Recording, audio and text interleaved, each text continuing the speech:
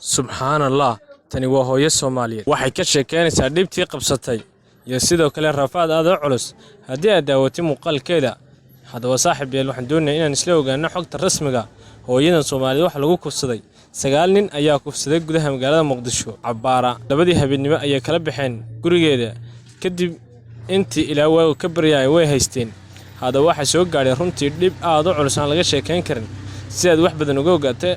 qofkan dumar waxa dhibta qabsatay nagu soo biro ka mid noqo bahweynta halkan saaxiibadan dhawaan ka nahay fadlan channelkeena subscribe leh like na saar muuqaalkan siina share gare oo la wadaag umada Soomaaliyeed meeshii aska fariistay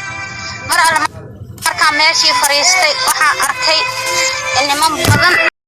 araysi sagaal inay yihiin kulli markii mirkii igu dambeysay aniga waan nahay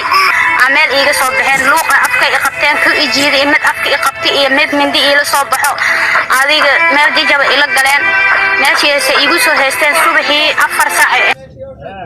heer 4 saac ilaa 6 saac niman masaajidka imaaday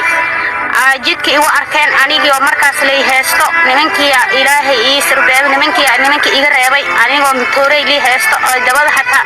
ay wax iga gaarsiiyeen ilaa iyo 6 saac muddo saacadood anigoo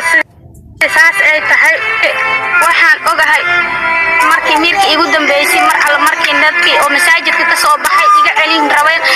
mid intuu soo boobay maskaxdayda markaas waa awoodayda markaas waa joogtay maskaxdayda markaas mirka waa ii joogay markaas baan waxaan arkay feernet igu sii dhuftay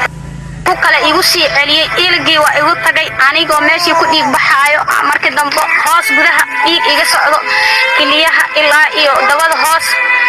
hoos baa hadda kateetarkaas igu jiro mar walba kaado xataa ma ishin karo 5 daqiiqo waa la iga bedelaa walaa dhibaato badan baa meesha iga soo gaartay dhibaatadii saas ay tahay iga soo gaartay weli kama kabsanin wax badan baan la xanuunsanaa isbitaal baan la galay isbitaalkii haddaan ka soo baxay weli wax ii qabtay ma aan arag nimankii xaqay iga siiyay ma arkin nimankii ayagoo u jeedo